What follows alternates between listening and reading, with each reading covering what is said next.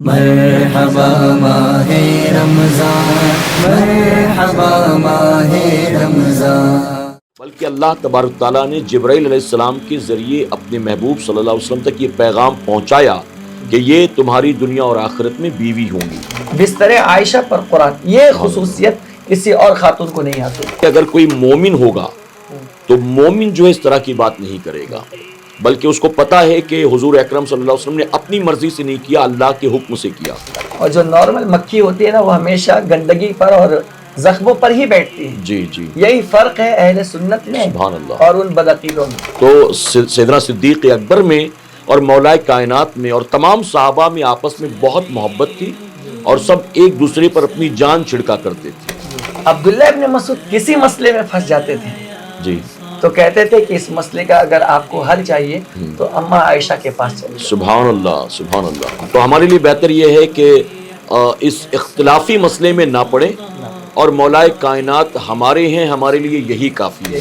ابو بکر پیدا نہیں ہوئے، حضرت عمر پیدا نہیں ہوئے، حضرت عثمان پیدا نہیں ہوئے، کعبے میں پیدا ہونا یہ افضلیت کی نشانی ہے۔ مولا کائنات کے مقام کو اتنا بلند فرمایا کہ آپ کو ایمان کا معیار قرار دے دیا، یعنی جو مولا کائنات سے محبت کرے یہ اس کے مومن ہونے کی دلیل ہے۔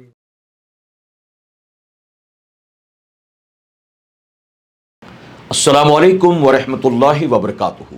الصلاۃ والسلام علیک یا رسول اللہ، الصلاۃ والسلام علیک یا حبیب اللہ، الصلاۃ والسلام علیک یا نبی اللہ وعلی آلک واصحابک یا نور اللہ صلی اللہ تعالی علیہ وسلم۔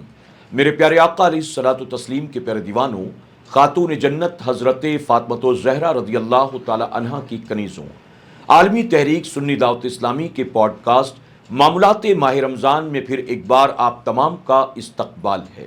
اللہ رب العزت کا بے پناہ کرم اور احسان کی خیر و عافیت کے ساتھ ہم ماہ رمضان کے تیسرے اور آخری عشرے میں داخل ہو چکے ہیں۔ اللہ کے پیارے محبوب صلی اللہ علیہ وسلم نے فرمایا کہ ماہ رمضان کا تیسرا اور آخری عشرہ یہ جہنم سے رہائی والا عشرہ ہے۔ اللہ رب العزت کی بارگاہ میں دعا ہے کہ میرا کریم اس جہنم سے رہائی والے عشرے کے جانے سے پہلے ہم سب کو، ہمارے والدین کو، ہمارے اہل و عیال کو، تمام ایمان والے بھائیوں اور بہنوں کو جہنم سے رہائی کا پروانہ اور جنت میں داخلے کا مژدہ عطا فرمائے۔ میرے پیارے آقا علیہ الصلوۃ والتسلیم کے پیارے دیوانوں، خاتون جنت حضرت فاطمہ الزہرا رضی اللہ تعالی عنہا کی کنیزوں، ماہ رمضان المبارک اپنے ساتھ جہاں بہت سے فیوز و برکات لے کر آتا ہے، وہیں اس ماہ مبارک میں بہت ساری بڑی بڑی تاریخیں بھی آتی ہیں۔ 17 رمضان المبارک کی تاریخ آپ جانتے ہیں کہ اسلام کی پہلی جنگ عظیم جنگ بدر کی تاریخ ہے، جس کے تعلق سے ہم نے پورا پوڈ کاسٹ دیکھا اور سنا اور جنگ بدر کا پورا نقشہ سمجھنے کی کوشش کی۔ 17 رمضان المبارک کی تاریخ ہی ام المومنین ماں عائشہ صدیقہ رضی اللہ تعالیٰ عنہ کی تاریخ وصال ہے۔ تو 17 رمضان المبارک کی تاریخ اپنے اندر دو تاریخوں کو سمیٹے ہوئے ہے، ایک تو جنگ بدر کی تاریخ ہے اور دوسرا ماں عائشہ صدیقہ رضی اللہ تعالیٰ عنہ کی تاریخ وصال۔ اسی کے ساتھ 21 رمضان المبارک کی تاریخ یعنی آخری عشرے کی جو پہلی تاریخ آتی ہے وہ تاریخ شہادت ہے مولا کائنات مولا علی کرم اللہ وجہ الکریم کی۔ تو آج کے اس پوڈ کاسٹ میں انشاءاللہ ہم قیامت تک آنے والے مسلمانوں کی ماں عائشہ صدیقہ رضی اللہ تعالیٰ عنہ کی بارگاہ میں اور مولا کائنات مولا علی کرم اللہ وجہ الکریم کی بارگاہ میں خراج عقیدت پیش کریں گے۔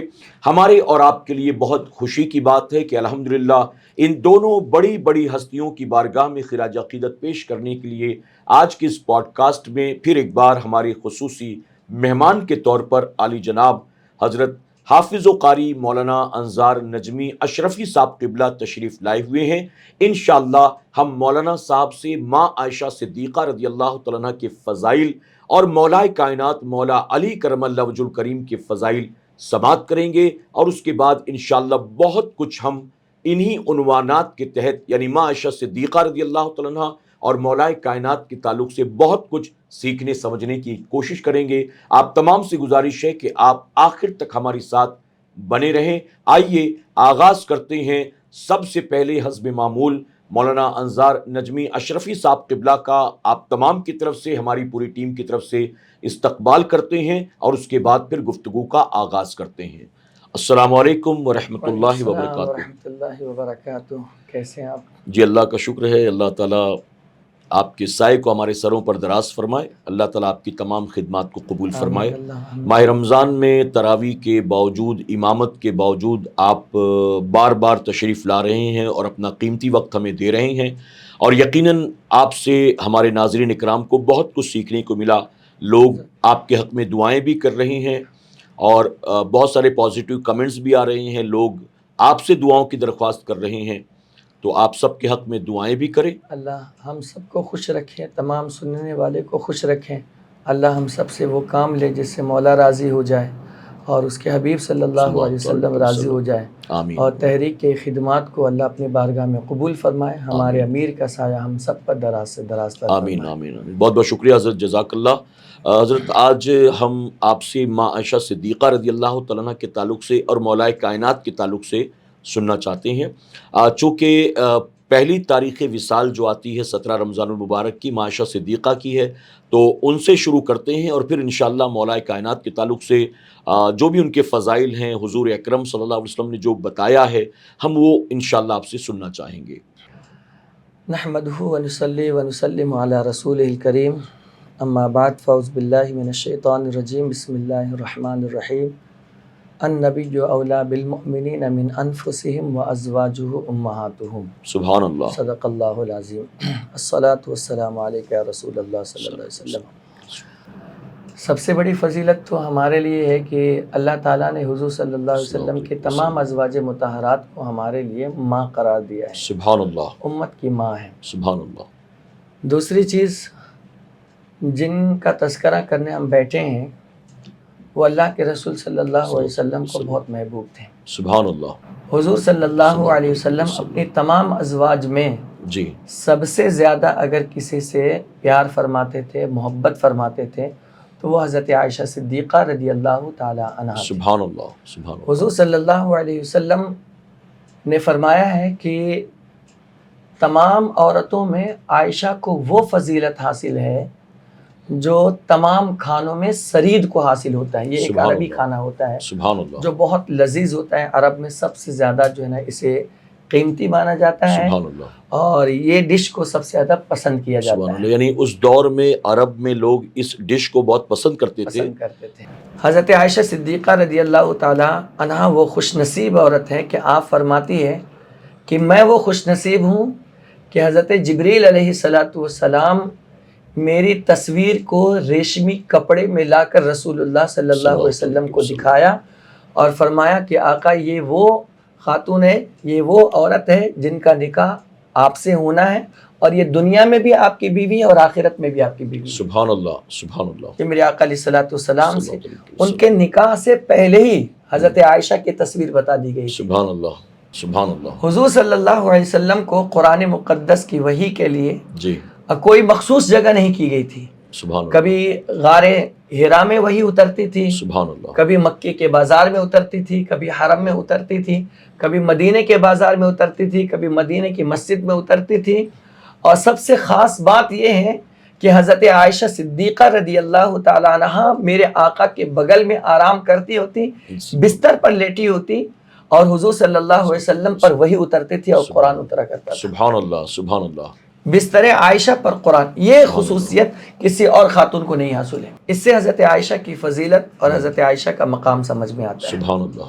حضرت عائشہ صدیقہ رضی اللہ تعالیٰ عنہ ان ازواج میں سے ہے اور ان مقدس خواتین میں سے ہیں جی، کہ ایک سفر سے حضور صلی اللہ علیہ وسلم جب واپس تشریف لا رہے تھے اور حضرت عائشہ کا ہار گم گیا تھا، جی، تو اس ہار کے تلاش میں حضور علیہ السلام نے صحابہ کرام کو حکم دیا اور ڈھونڈتے رہ گئے، جی، لیکن وہ ہار نہیں ملا۔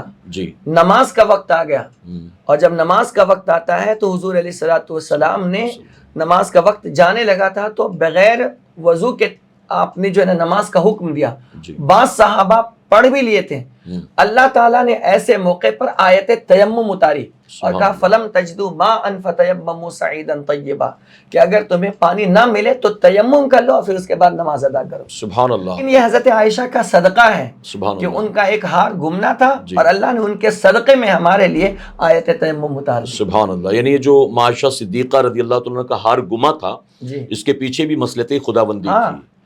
اس کو کوئی لوگ دوسرے وے میں گھما دیتے ہیں اور کہتے ہیں حضور کو غیب کا علم نہیں تھا. جی ان نادان کو سمجھنا چاہیے تھا جو لوگ کہتے ہیں غیب کا علم نہیں.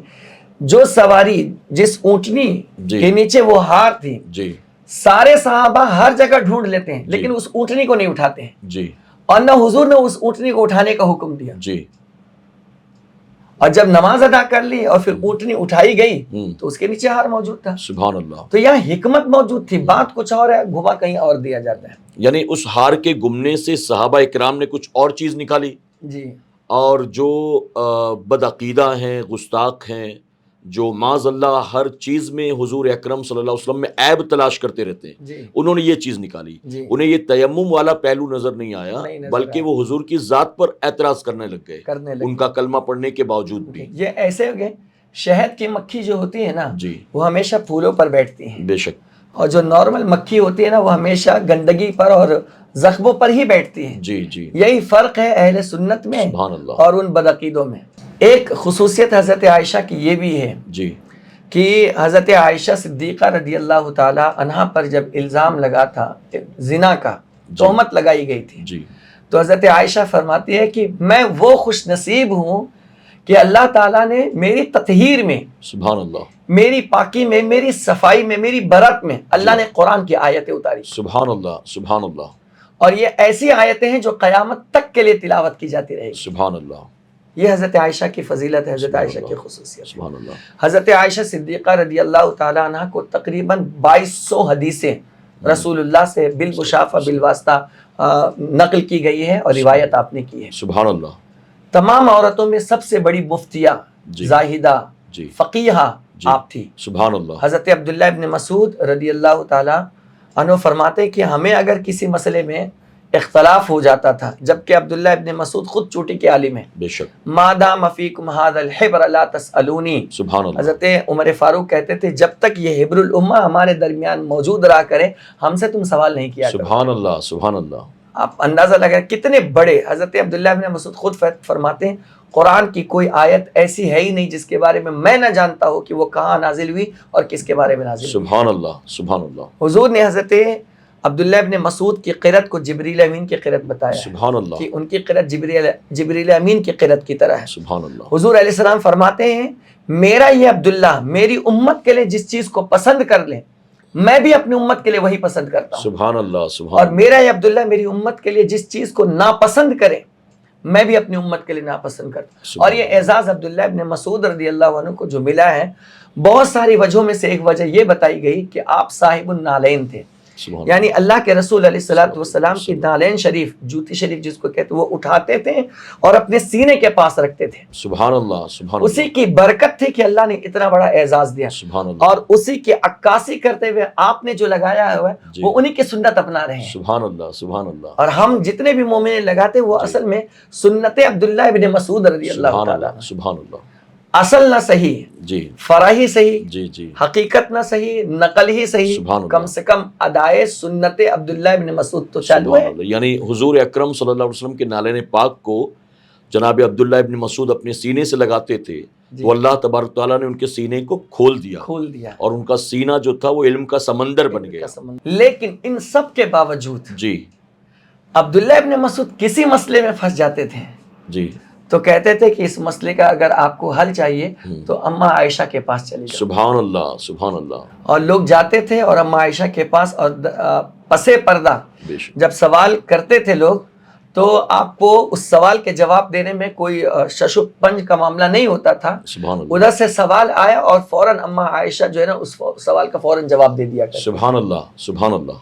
بے شک. بالغ النظر، جی حقیقت حال کا مشاہدہ، بے شک. سوال کے نوک پلک کو جی اور اس کے سیاق و سباق کو جاننا، جی اور وقت کے اعتبار سے اس مسئلے کا جواب دینا. سبحان اللہ. اس زمانے میں اگر کسی کا حادثہ تھا تو حضرت عائشہ صدیقہ کا تھا. سبحان اللہ. خواتین کی بات کر رہا ہوں. سبحان اللہ. سبحان اللہ. درجہ تھا. اپنے وقت کی فقیہہ تھی آپ, سبحان مجتہدہ تھی سبحان اللہ. ہر مسئلے کے حوالے سے. یہی وجہ ہے کہ عورتوں کے جتنے بھی مسائل آپ کو ملیں گے جی ان میں آپ کو 90% مسائل جو ہے نا حضرت عائشہ سے منقول ملیں گے. سبحان اللہ. سبحان اللہ. اللہ تعالیٰ نے بہت بڑا رتبہ رکھا, سبحان اور اللہ. ان سے نکاح کا ایک مقصد ہی یہی تھا نا, جی دعوت و تبلیغ, جی خواتین تک اسلام کو پہنچانا. جی اللہ تعالیٰ کی طرف سے حکمت ہی یہی تھی بے شک. کہ وہ دین سیکھے اور عورتوں میں وہ دین کو نشر کریں اور پھیلائے. سبحان اللہ. یہی وجہ ہے کہ بہت کم عمری میں حضور صلی اللہ علیہ وسلم کے ساتھ آپ کا نکاح ہوا ہے, جی اور حضور کے وصال کے بعد تقریباً 47 یا 48 ایئرس آپ حیات سے تھے, بقیت حیات. سبحان ان تمام ایام میں آپ نے یہی کام کیے, سبحان اللہ. رسول اللہ صلی اللہ علیہ وسلم کی شریعت کو عورتوں تک پہنچایا ہے. سبحان اللہ. رسول اللہ کی شریعت کے جتنے مسائل تھے, خاص طور سے خواتین, جی مرد و خواتین کے تعلق سے, جی. وہ صاف طور پر وضاحت کے ساتھ جو ہے نا جی. وہ امت کے سامنے پیش کیا ہے. سبحان اللہ. یعنی جو میاں بیوی کے آپسی مسائل ہوتے جی. ہیں, یا عورتوں کے جو پاکی ناپاکی کے مسائل ہوتے ہیں, جی. یہ ساری چیزیں جو ہیں ماں عائشہ صدیقہ رضی اللہ تعالیٰ عنہ کے ذریعے حضور اکرم صلی اللہ علیہ وسلم نے اپنی قیامت تک آنے والی امت کی عورتوں تک پہنچایا. جی آپ دیکھیے, جو لوگ کہتے ہیں نا کہ معاذ اللہ حضور صلی اللہ علیہ وسلم 100 بار معاذ اللہ نفس پرست تھے, معاذ اللہ. 100 بار معاذ اللہ نقل کفر نباشت, بے شک. تو ان بدبختوں کو سوچنا چاہیے تھا کہ اگر یہی معاملہ تھا تو جوانی میں انسان عموماً خوبصورت ڈھونڈتا ہے, بے شک. کنواری ڈھونڈتا ہے, جی لیکن عین شباب میں میرے آقا علیہ السلام نے نکاح کیا ہے تو جی. 40 سال کی خاتون سے کیا ہے. سبحان کیا اللہ. نفس پرست تھی, نفس پرستی تھی معاذ اللہ؟ نہیں. یعنی حضور اکرم صلی اللہ علیہ وسلم نے جو ماں عائشہ صدیقہ رضی اللہ تعالیٰ عنہ سے نکاح کیا, جی تو یہاں پر کافی ایج ڈیفرنس تھا. جی ماں عائشہ صدیقہ رضی اللہ تعالیٰ عنہ کی عمر تقریباً 8 یا 9 سال تھی, جی اور حضور صلی اللہ علیہ وسلم کی عمر 50 سال سے زائد تھی. تو لوگوں کو یہاں یہ نظر آتا ہے, جی. لیکن حضور اکرم صلی اللہ علیہ وسلم نے اپنی 25 سالہ کڑیل جوانی میں ایک 40 سالہ بیوہ خاتون سے نکاح کیا, یہ لوگوں کو نظر نہیں آتا ہے. نہیں آتا ہے. تو اگر بات نفس کی ہوتی, حسن کی ہوتی, جمال کی ہوتی, یا خوبصورت عورتوں کے پسند کی ہوتی, تو اس عمر میں میرے آقا صلی اللہ علیہ وسلم یقیناً حضرت خدیجہ سے کبھی بھی نکاح نہ کرتے, کسی بھی صورت میں نہ کرتے. تو سب سے پہلی چیز یہ کہ اگر کوئی مومن ہوگا تو مومن جو ہے اس طرح کی بات نہیں کرے گا, بلکہ اس کو پتا ہے کہ حضور اکرم صلی اللہ علیہ وسلم نے اپنی مرضی سے نہیں کیا, اللہ کے حکم سے کیا, اور اس کے پیچھے مصلحت کیا تھی. تو مومن تو کبھی اس پر انگلی نہیں اٹھا سکتا. اگر کوئی بظاہر مسلمان نظر آتا ہو اور وہ بھی اعتراض کرے تو اس کا مطلب ہے کہ منافق ہے. اور دوسری چیز, جو مسلمان نہیں ہے, جن کا اسلام سے تعلق نہیں ہے, اگر وہ بھی حضور اکرم صلی اللہ علیہ وسلم کی اس سیرت کے پہلو کو پڑھیں اور اس کے پیچھے کیا ریزنز تھے اس کو سمجھنے کی کوشش کریں, لاجک کو بھی سمجھنے کی کوشش کریں, تو وہ بھی کنونس ہو جائیں گے اور وہ بھی کبھی اعتراض نہیں کریں گے انشاءاللہ. لیکن چونکہ ایمان سے بھی محروم ہیں اور ساتھ ہی اسلام کے لیے, پیغمبر اسلام کے لیے ان کے دل میں عداوت اور دشمنی بھری ہوئی ہے, اس لیے انہیں یہ چیز نظر نہیں آتی ہے. اور معاملہ یہ تھا کہ جس پلیٹ میں حضرت عائشہ کھاتی تھی, حضور بھی اس میں کھاتے تھے. سبحان اللہ. جس گلاس سے حضرت عائشہ پیتی تھی, سبحان اللہ. محبت کا انداز اتنا نرالا تھا کہ حضور اس گلاس کو گھما لیتے تھے جی, اور پوچھتے تھے اس میں آپ کے لب کہاں لگے ہوئے. سبحان اللہ. اور حضور صلی اللہ علیہ وسلم ان کو خوش کرنے کے لیے اپنے لبھائے اقدس کو وہیں لگاتے تھے اور وہیں سے آپ پانی نوش فرمایا کرتے تھے. سبحان اللہ. سبحان اللہ. اس لیے آج کے مرد حضرات کو جس سے نصیحت حاصل کرنی چاہیے, جی. جو نمک پر کم ہونے پر مارتے ہیں, ظلم کرتے ہیں, تانا دیتے ہیں, اور طرح طرح کی باتیں کرتے ہیں, ان کو رسول اللہ صلی اللہ علیہ وسلم کی اس سنت سے ان کو کچھ نصیحت حاصل کرنی چاہیے. بیوی جو ہے نہ سر پر رکھنے کی چیز ہے نہ پیر پر رکھنے کی چیز ہے. جی, اللہ تعالیٰ نے بیوی کو بائیں پسلی سے دل کے قریب سے پیدا کیا ہے. یہ اس بات کی واضح دلیل ہے کہ نہ اسے سر پر چڑھاؤ نہ اسے پیر پر رکھو, بلکہ اسے دل میں رکھو, اسے عزت دو, اس کا احترام کرو, ان سے پیار کرو, ان کا خیال رکھو.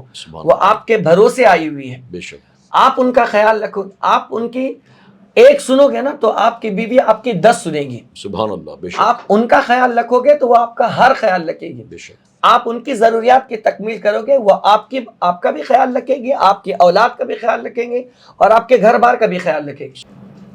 حضور نے فرمایا تم میں کا سب سے بہتر انسان وہ ہے جو اپنے گھر والوں میں سب سے بہتر ہے، سبحان اور اللہ، میں اپنے گھر والوں میں سب سے بہتر ہوں۔ سبحان اللہ، اور میں گھر کی خواتین سے بھی یہ بات کہنا چاہتا ہوں جی کہ اپنے شوہر کی تذلیل نہیں کریں، بے شک، ذلیل نہ کریں، جی۔ انہیں تانا نہ دے۔ اگر آپ کے پاس کچھ پاور ہے یا کچھ اختیار ہے، اپنے شوہر کو رسوا نہ کریں، ان کی خدمت کر کے جنت حاصل کریں۔ بے شک، ورنہ اگر کسی کا شوہر ناراضگی کی حالت میں اس دنیا سے چلا گیا، جی، اللہ تعالیٰ ایسی عورت کو جنت کی خوشبو بھی نہیں دیتا ہے۔ اللہ اکبر، اللہ، میرے آقا علیہ السلام نے فرمایا، صحیح بخاری شریف کی حدیث ہے، اسما بنت ابی بکر سے روایت ہے، حضور فرماتے ہیں میں دیکھ رہا ہوں کہ قیامت میں میں دیکھ رہا ہوں کہ جہنم میں سب سے زیادہ عورتیں ہیں۔ اللہ اکبر، پوچھا گیا یا رسول اللہ وجہ کیا ہے؟ صلی اللہ تعالی علیہ صلی اللہ علیہ وسلم تو حضور علیہ السلام نے یہ ارشاد فرمایا اس کی وجہ یہ ہے کہ عورتیں سب سے زیادہ اپنے شوہروں کی نافرمانی کرتی ہیں، اللہ اکبر، نافرمانی کی وجہ سے وہ عورتیں جہنم میں جائیں گی، سب سے زیادہ ان کی تعداد۔ اللہ اکبر۔ یعنی شوہر کو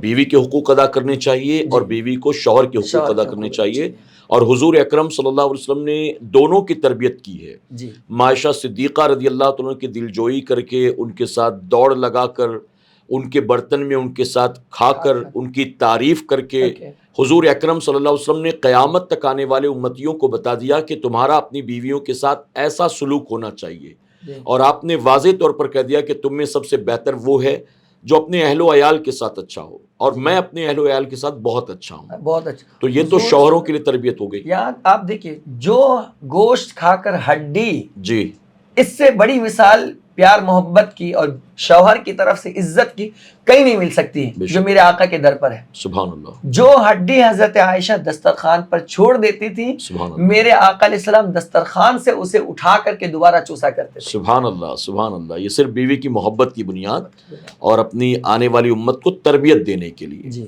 اور وہیں پر حضور اکرم صلی اللہ علیہ وسلم نے بیویوں کو بھی تربیت دی کہ اپنے شوہروں کے حقوق ادا کریں۔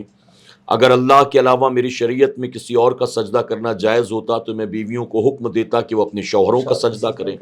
تو اب شوہروں کا سجدہ کرنے کا حکم تو نہیں ہے، لیکن بتا دیا گیا مثال دے کر کہ اللہ کے بعد سب سے بڑا مرتبہ ایک بیوی کے لیے اس کے شوہر کا ہے۔ اس کے شوہر کا ہے۔ یعنی ہماری جنت جو ہے وہ ماں کے قدموں کے نیچے ہے، جی اور بیوی کی جنت جو ہے وہ شوہر کی رضا میں ہے۔ شوہر کی رضا میں۔ جب تک شادی نہیں ہوئی تب تک اس کی جنت بھی ماں باپ کی رضا میں ہے، لیکن شادی شدہ اگر ہے تو اس کی جنت ظاہر ہے کہ شوہر کی رضا میں ہے۔ نکاح کے بعد ایک طرف ماں باپ ہے جی اور ایک طرف شوہر کا حکم ہے، جی، تو جانتے ہیں آپ کہ شوہر کی اطاعت لازم ہے۔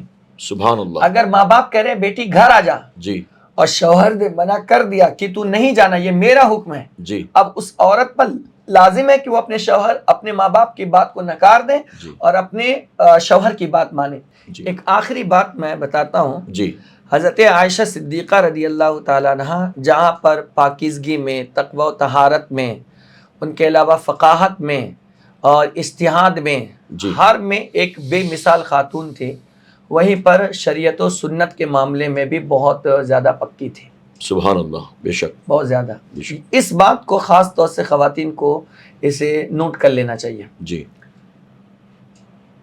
حضرت عائشہ اپنے حجرے میں ہیں جی، اور باہر سے جو ہے نا ایک بیل گاڑی جسے کہتے ہیں، پہلے کے زمانے میں بیل وغیرہ سواری کے لیے استعمال، بیل کا گزر ہو رہا تھا اور اس کے گلے میں جو ہے نا گھنٹی تھی جی، جس سے ٹن ٹن کی آواز آ رہی تھی۔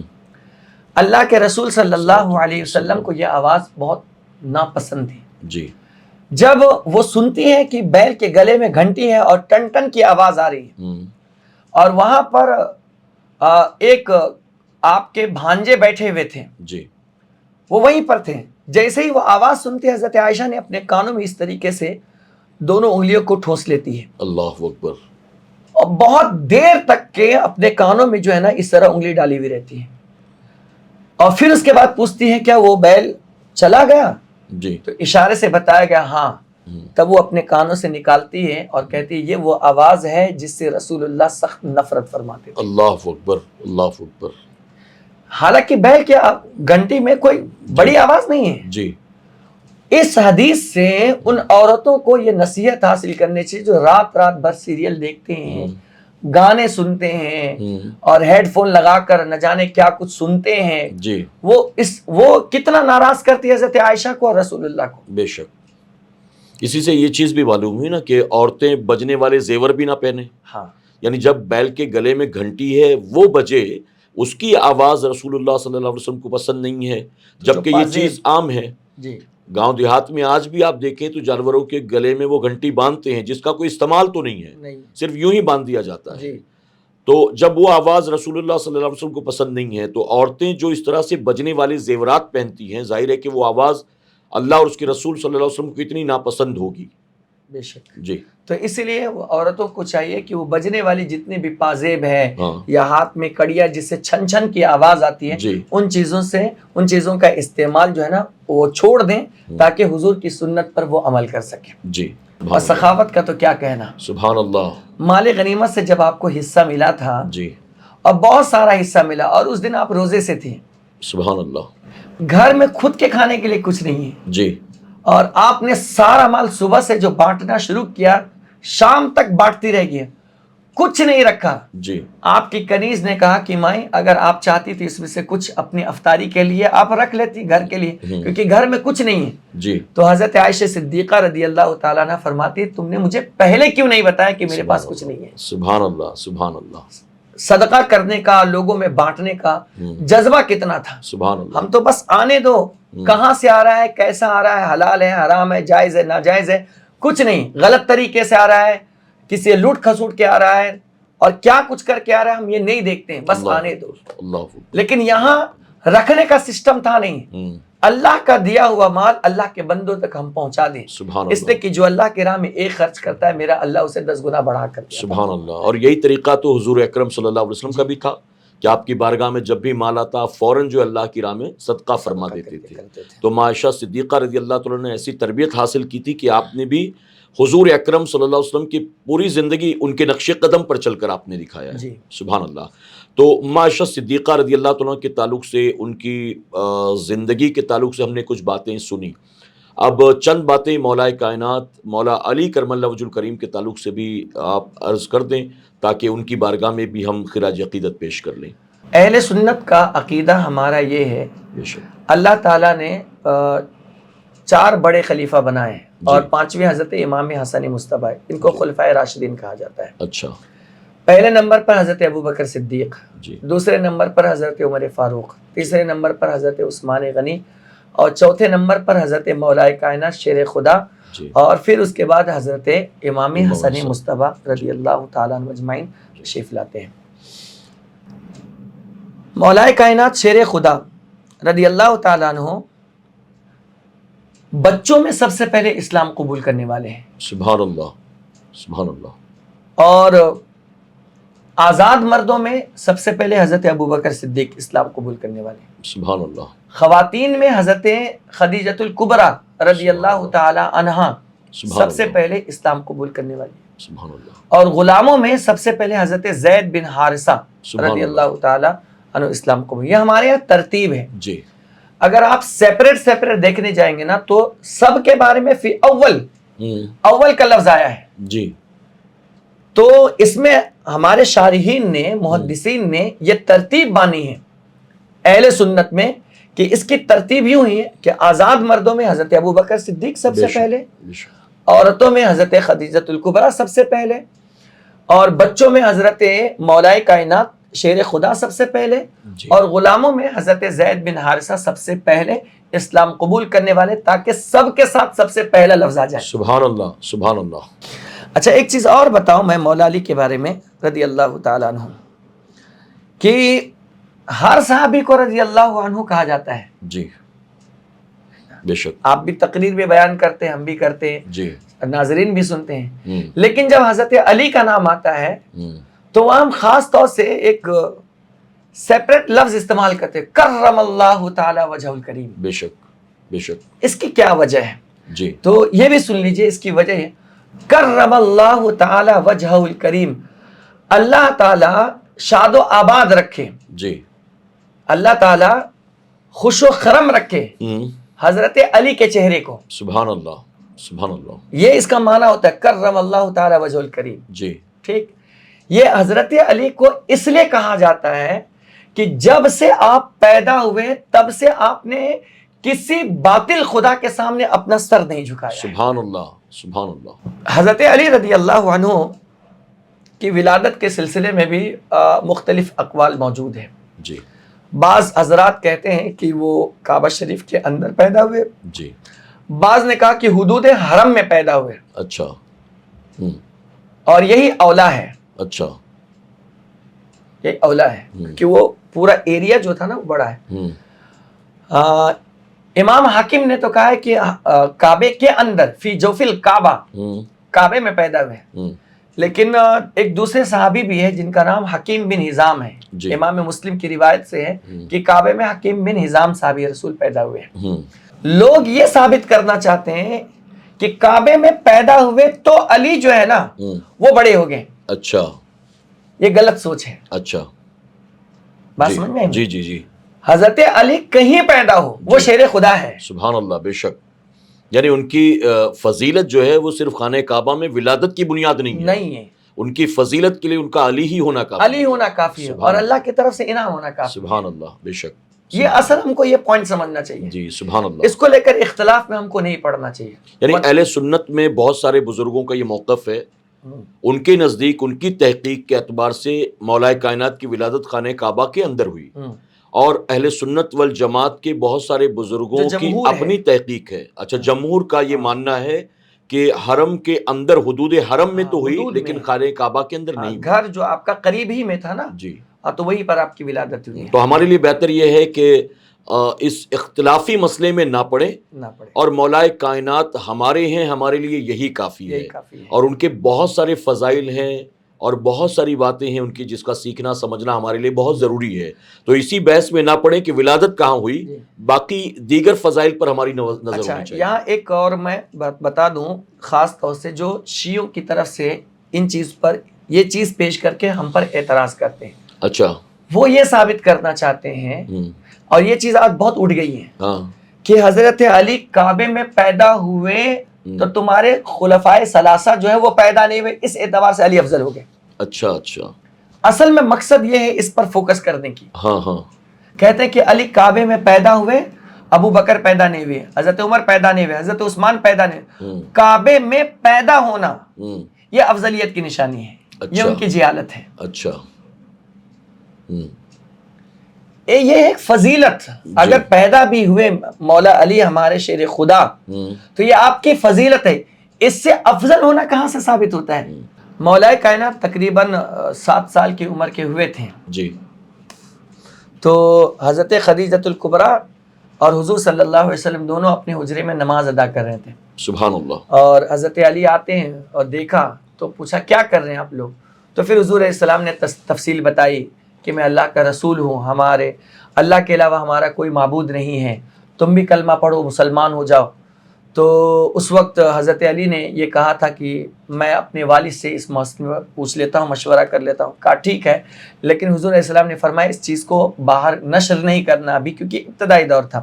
جی. حضرت علی گئے, تھوڑی دور پر گئے اور واپس آئے اور بغیر پوچھے ہوئے آپ حضور کے ہاتھوں میں کلمہ پڑھ کر کے مسلمان ہو جاتے ہیں. سبحان اللہ. حضرت علی کی پرورش بھی حضور کے گود میں ہوئی ہے. سبحان اللہ. حضور نے خود مانگ کر لیا ہے. سبحان اللہ. اور حضرت علی کی کفالت کی ہے, تربیت کی ہے, پالا ہے, پڑھایا ہے, اپنی زبان دی ہے, اپنا سینے سے سینہ ملا کر کے علم عطا کیا ہے مولا علی شیر خدا کو. سبحان اللہ. اس لیے حضور علیہ السلام نے فرمایا کہ میں علم کا شہر ہوں, علی اس کے دروازے ہیں. سبحان اللہ.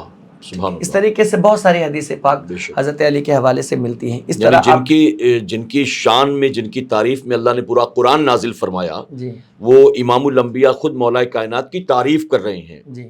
تو یہ تو سب سے بڑی فضیلت ہے کہ حضور اکرم صلی اللہ علیہ وسلم اپنی زبان مبارک سے مولا کائنات کی تعریف فرماتے.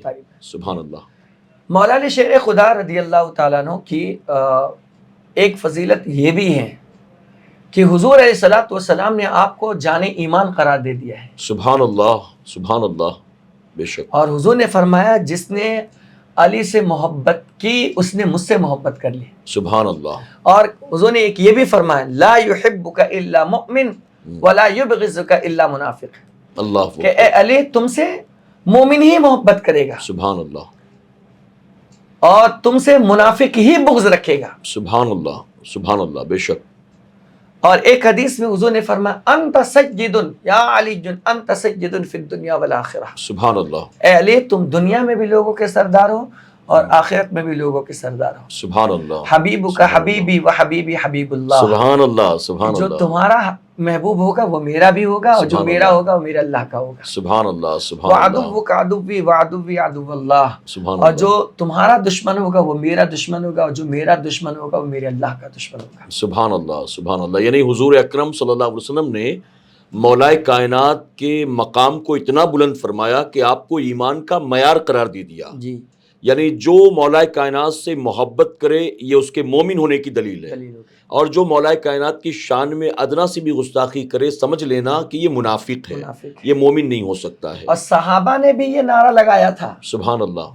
سبحان اللہ. صحابہ جب مجلس میں بیٹھتے تھے صحابہ کرام آپس میں جی اور کسی پر ڈاؤٹ ہوتا تھا کہ یہ اپنا ہے کہ غیر ہے، جی. علی کا تذکرہ چھیڑ دیتے سبحان تھے. اللہ. سبحان اللہ.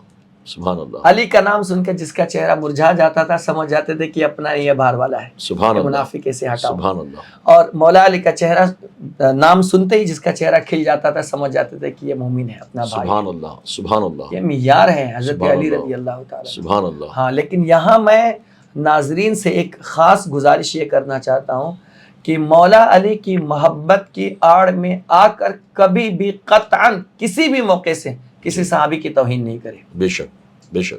یعنی وہ لوگ جو خاص طور پر جیسا کہ اشارتاً آپ نے کہا یہ طریقہ عام طور پر رافضیوں کا ہے جی کہ وہ مولائے کائنات سے محبت کا دعویٰ کرتے ہیں اور مولائے کائنات کی محبت کے نام پر وہ صحابہ اکرام کی گستاخی اور بے ادبی کرتے ہیں، اور معاذ اللہ ثم معاذ اللہ ان کی بے ادبی اور گستاخی کا حال تو یہ ہے کہ وہ انہیں مسلمان تک ماننے کے لیے تیار نہیں ہیں، جبکہ یہ عقیدہ اہل سنت والجماعت کے عقائد کے خلاف ہے.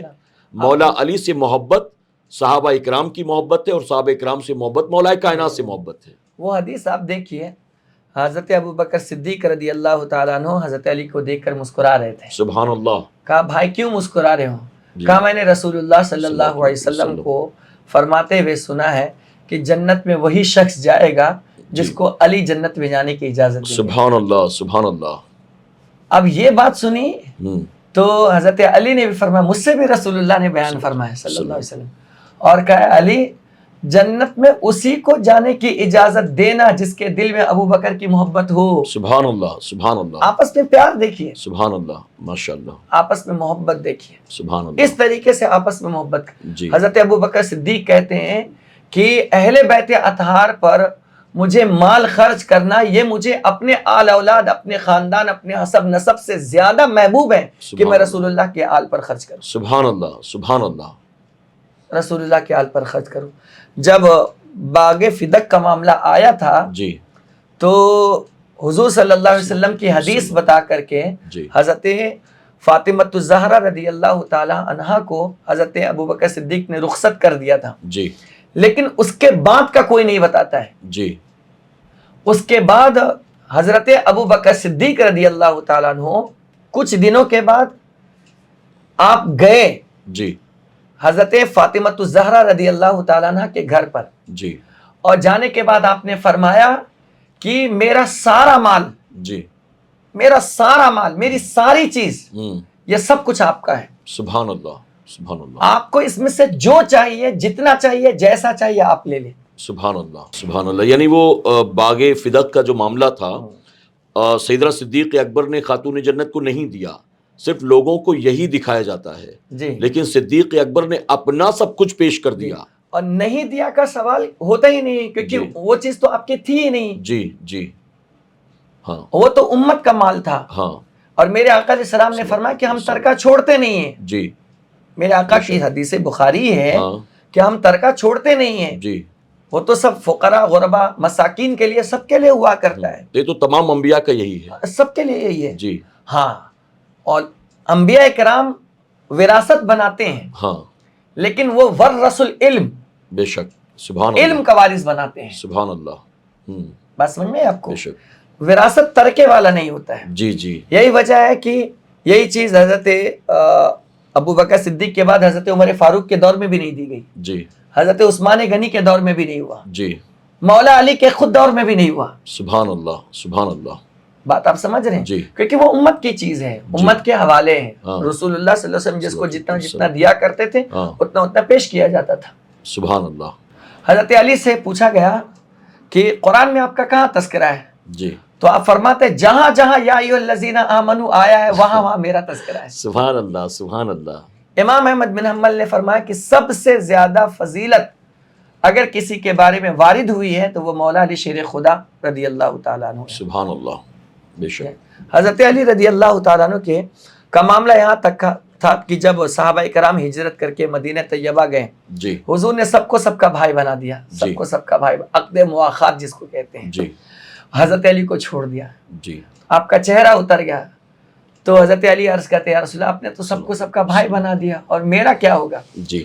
تو آقا علیہ السلام نے حضرت علی کا ہاتھ پکڑا اور کہا کہ تم میرے بھائی ہو. سبحان اللہ سبحان اللہ. یہ عزت کم ہے. بے شک. سبحان اللہ. حضور کی بارگاہ میں کھانا پیش ہوا تھا، آپ نے اللہ کی بارگاہ میں دعا کی کہ اللہ اس کھانے میں اس کو شامل کر دے جو مجھے سب سے زیادہ پیارا ہے یا تجھے سب سے زیادہ پیارا ہے. سبحان اللہ. تو تھوڑی دیر کے بعد حضرت علی رضی اللہ تعالیٰ عنہ تشریف لاتے ہیں. سبحان اللہ. یہ بھی اعزاز دیکھیں، حضرت فاطمہ ملکہ فردوس بری، سیدہ طیبہ طاہرہ عفیفہ صدیقہ، سبحان اللہ. بطول زہرا، تمام جنتی عورتوں کی سردار، سبحان اللہ. جن کے سواری کی نکیل پکڑنے والی حضرت مریم رضی اللہ تعالیٰ عنہ، سبحان اللہ.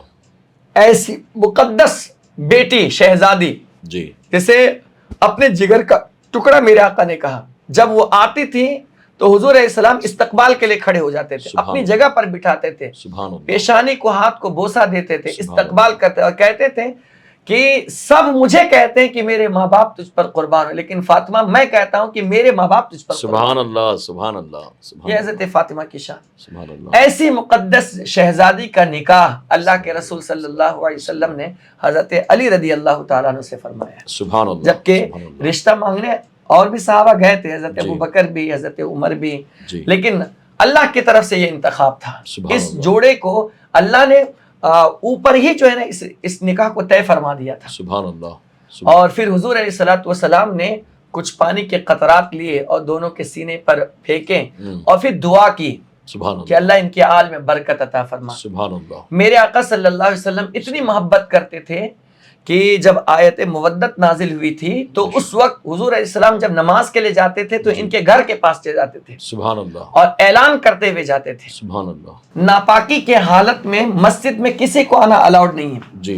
حضور نے فرمایا کسی کے لیے جائز نہیں سوائے میرے اور میرے علی کے. سبحان اللہ. سبحان اللہ. حضور نے فرمایا الناس من شجرۃ شتیٰ سبحان انا وعلی من شجرۃ واحدہ. سبحان اللہ. کہ سبحان لوگ اللہ. جو ہیں مختلف شجروں سے مختلف نسبوں سے آئے ہوئے ہیں لیکن میں اور علی ایک ہی شجر سے ہیں. سبحان اللہ. یعنی سبحان ہمارا اللہ. خاندان ایک ہی ہے، ہمارا سبحان خون اللہ. ایک ہی ہے. سبحان اللہ. سبحان اللہ. Okay. جب خاتون جنت کے نکاح کی باری آئی تو اس وقت حدیث مبارکہ میں آتا ہے کہ حضور اکرم صلی اللہ علیہ وسلم کے پاس بہت سارے لوگوں نے پیغام لایا، لیکن حضور اکرم صلی اللہ علیہ وسلم نے کسی کے پیغام کو قبول نہ کیا.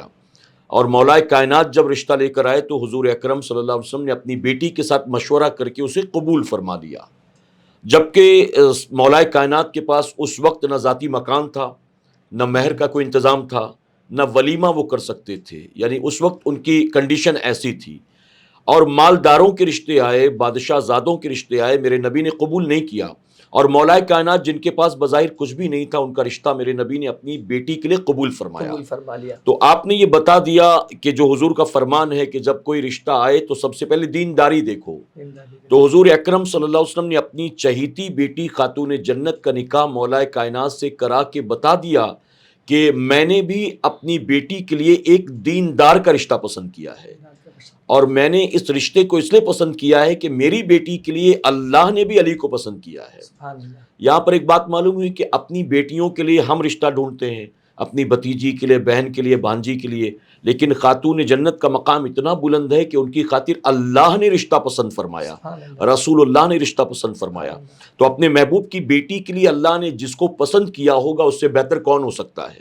یہ شان ہے مولا کائنات کی. سبحان اللہ. بعض لوگ حضرت علی رضی اللہ عنہ کو کعبے میں پیدا ہونے کی وجہ سے بیٹا کعبے کے گھر کا جی جی اور بیٹی ہاں رسول اللہ کے رسول اللہ کے گھر کی، اس طرح سے کچھ جوڑ کر کے یہ دراصل یہ قوالی ہے قوالی چلتی ہے کہ دولہا اللہ کے گھر کا، دلہن رسول اللہ کے گھر کی. جی. تو یہ قوالوں نے اپنی طرف سے بنا دیا ہاں، ہے. یہ اور سب اس کو چیزوں سے تھوڑا سا انسان کو اعتراض کرنا چاہیے. جی ایسے جملے استعمال نہیں کرنی چاہیے جو ان کے بھی شایع نشان نہیں ہے اور شریعت کے بھی شایع نشان نہیں ہے. اللہ اکبر.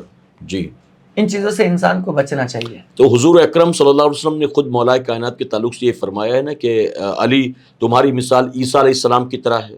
جی. تو اس حدیث مبارکہ کی آپ تھوڑا وضاحت فرما دیں.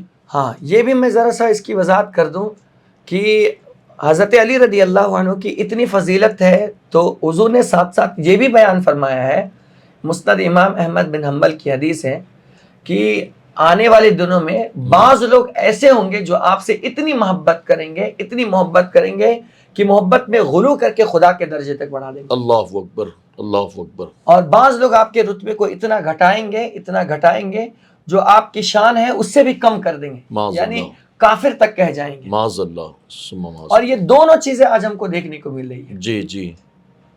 الوہیت کے درجے تک پہنچانے والا سب سے پہلا فتنہ عبداللہ ابن سبا کا تھا. اللہ اکبر. اسی خبیث نے اس امت میں یہ بات ڈالی ہے. جی. عبداللہ ابن سبا نے. جی. اور ساتھ ہی ساتھ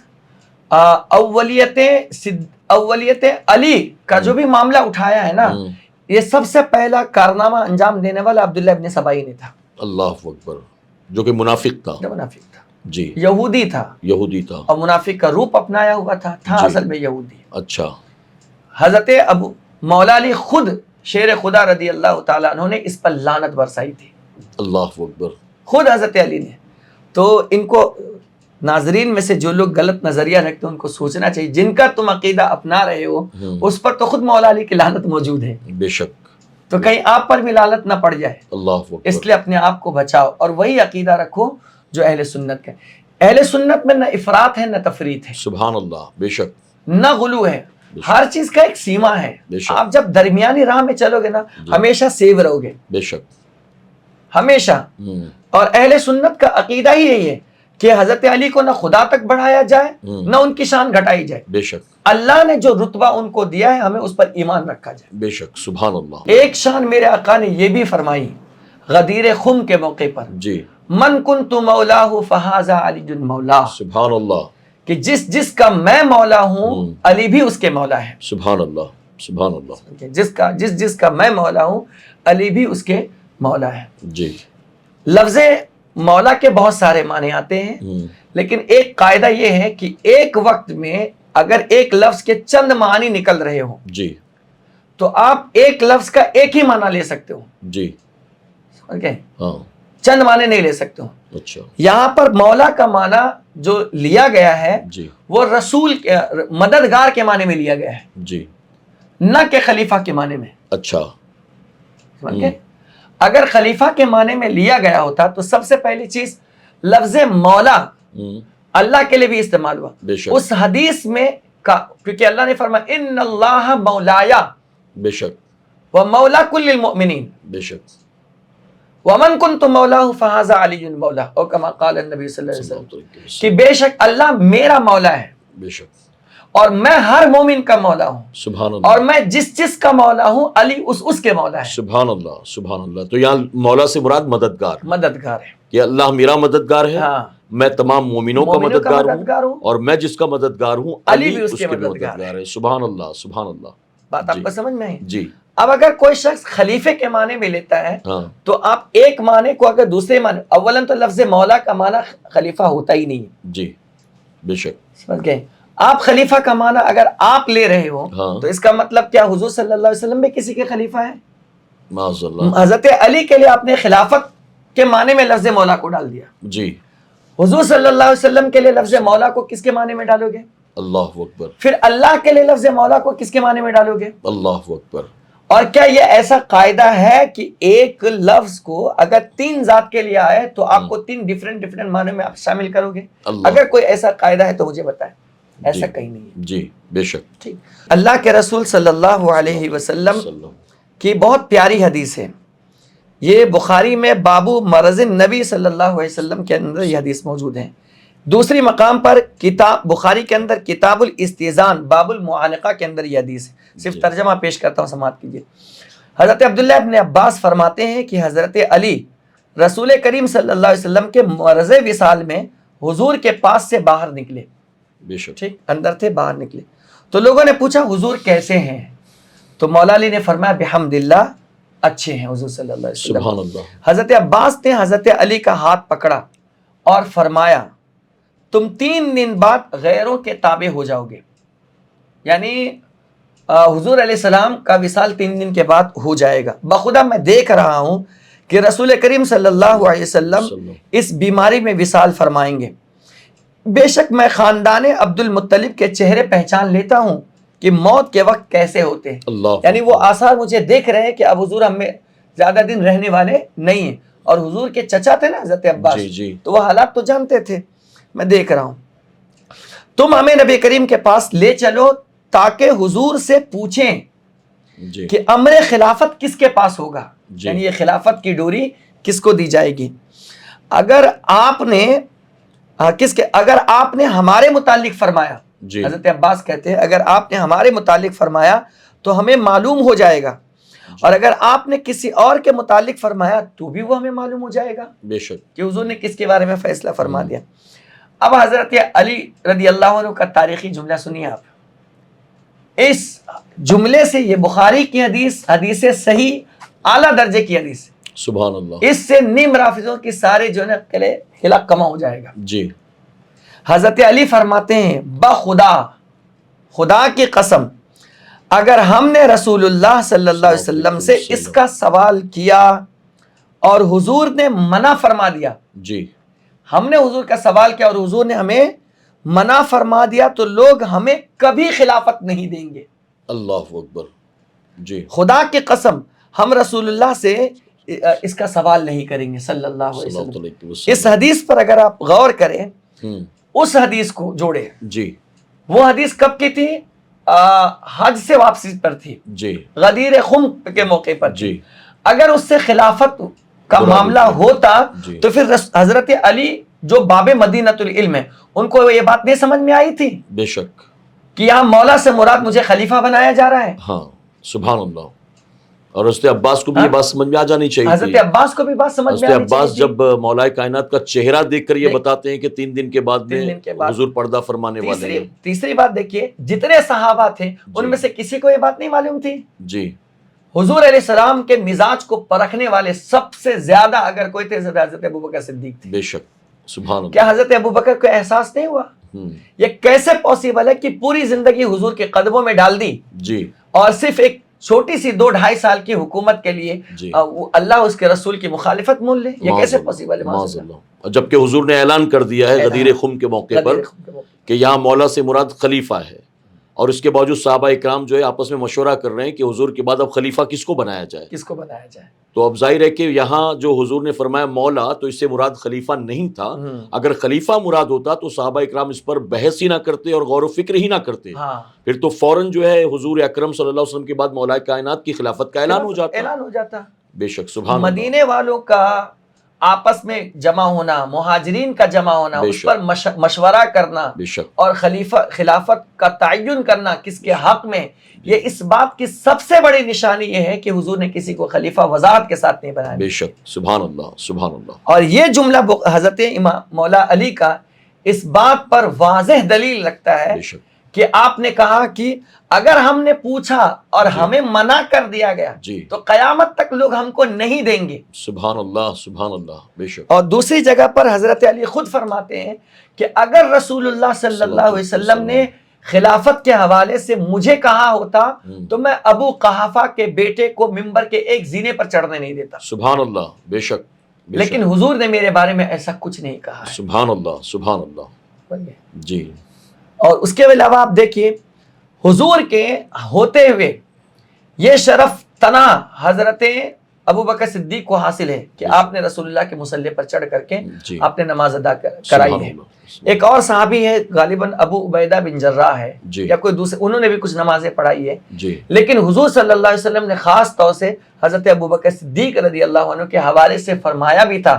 ایک موقع پر حضرت ابو بکر کو تاخیر ہو گئی تھی تو حضرت عمر مصلی پر چڑھ گئے تھے جی اور نماز ادا کرانے کے لیے آگے بڑھے. حضور تشریف لے آئے تو دیکھا کہ حضرت عمر ہیں تو حضور علیہ السلام جلال میں آگے، چہرے کا رنگ بدل گیا جی اور حضور نے فرمایا کہ جب تک کہ تم میں ابو بکر موجود ہو سبحان اللہ تم میں سے کسی کو حق نہیں ہے کہ وہ مصلی پر جائے. سبحان اللہ مصلی دینا بھی اس بات کی نشانی ہے جی کہ حضور کے وصال کے بعد بھی جو ہے نا جی اس مصلی کے حقدار یہی ہے. سبحان اللہ سبحان اللہ 80 صحابہ کی موجودگی میں جی حضرت علی رضی اللہ عنہ نے یہ خطبہ دیا اور آپ نے فرمایا، کسی نے کھڑے ہو کر کہا تھا کہ آپ سب سے افضل ہیں، تو آپ نے فرمایا کہ اگر کسی نے مجھ پر بہتان باندھا کہ میں افضل ہوں تو میں اسے 80 کوڑے لگاؤں گا اللہ جو جھوٹوں پر ہوتا ہے.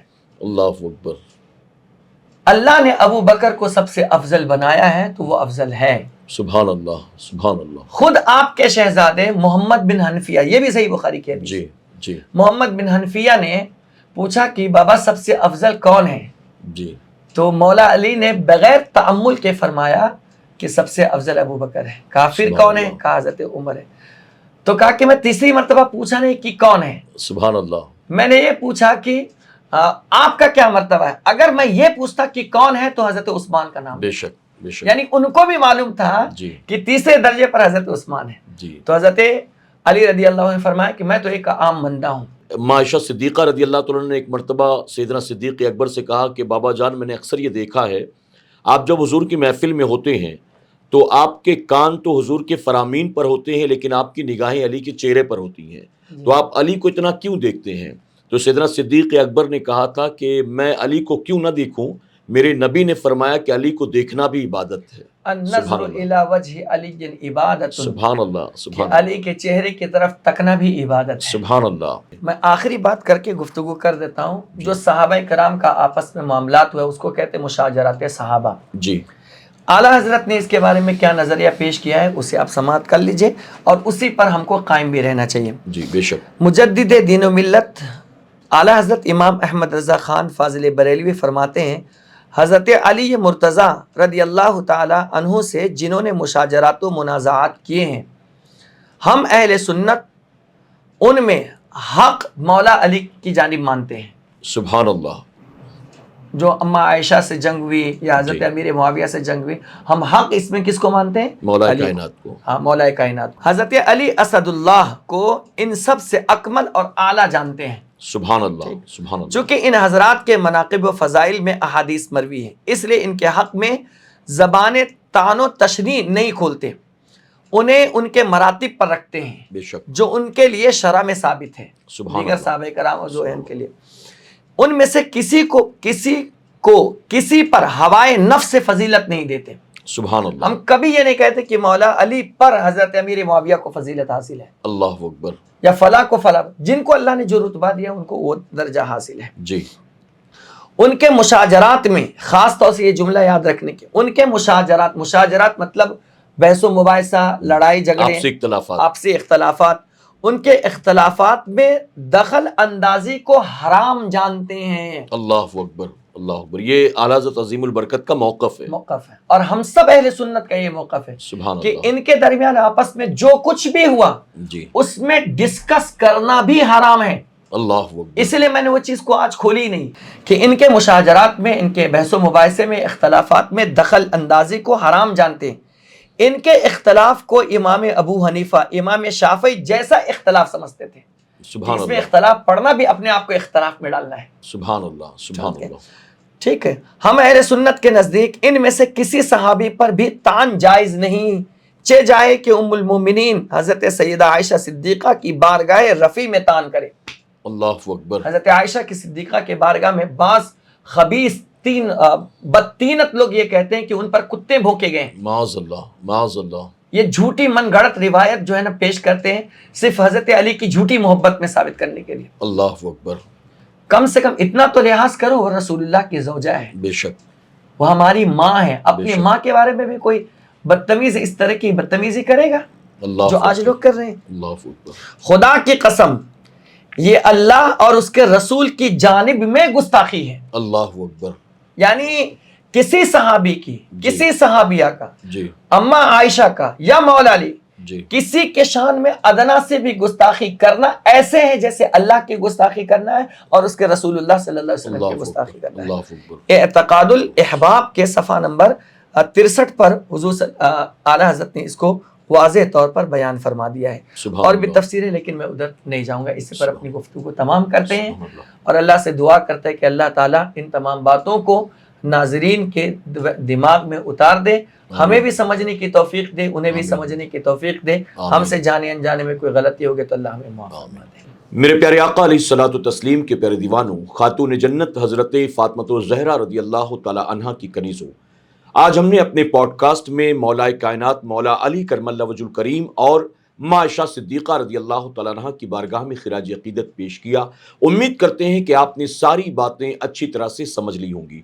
अल्हम्दुलिल्लाह, हम अहले सुन्नत वल जमात का मौक़िफ़ और हमारा अक़ीदा वही है जिस पर 1450 साल से मुसलमान चले आ रहे हैं, यानी जो सहाबा इकराम का अक़ीदा था, जो अक़ीदा हुज़ूर अकरम सल्लल्लाहु अलैहि वसल्लम के ज़रिए सहाबा इकराम तक पहुँचा था, आज के अहले सुन्नत वल जमात का वही अक़ीदा है सहाबा इकराम के ताल्लुक से, बुजुर्गान दीन के ताल्लुक से। जो आपसी इख्तलाफात की बात है, हमें उससे मना किया गया है और यही वजह है कि हम उन इख्तलाफात को आम आवाम के सामने रखने की कोशिश नहीं करते, उससे बचने की कोशिश करते हैं। हाँ, अगर मुखालिफिन मुकाबिल में हों और वो अपने इख्तलाफात को ज़ाहिर करने की, उसको जस्टिफाई करने की कोशिश करें, तो हमारे उलमा ने बारहा जवाब दिया है। इस पर मुनाजरे भी हुए हैं, इन उन्वानात पर हमारे मुनाजरे मौजूद भी हैं और अल्लाह ने हमेशा कामयाबी अहले सुन्नत वल जमात ही को अता फरमाया है। तो बहरहाल आज के इस पॉडकास्ट में बस इतना ही, बस इन्हीं कलिमात के साथ आप तमाम से अलविदा लेते हैं। आप तमाम का शुक्रिया, अल्लाह आप सबको जज़ाए खैर अता फरमाए। आपकी अपनी राय कमेंट बॉक्स में जाकर आप ज़रूर पेश करें। अगर आपके कुछ सवालात हैं तो कमेंट बॉक्स में जाकर अपने सवालात भी आप पेश कर सकते हैं। अगर आपने SDI चैनल को सब्सक्राइब नहीं किया है तो अभी सब्सक्राइब कर लें और आइंदा आने वाले तमाम नए पॉडकास्ट की नोटिफिकेशन के लिए बेल आइकन को क्लिक करना ना भूलें और इस पॉडकास्ट के लिंक को कॉपी करके अपने दोस्त अहबाब के साथ भी ज़्यादा से ज़्यादा शेयर करते रहें। आज के प्रोग्राम में बस इतना ही, अब हमें इजाज़त दें। इंशाअल्लाह बहुत जल्द फिर मुलाकात होगी। अस्सलामु अलैकुम व रहमतुल्लाहि व बरकातुहू। वालेकुम अस्सलाम, माशाअल्लाह।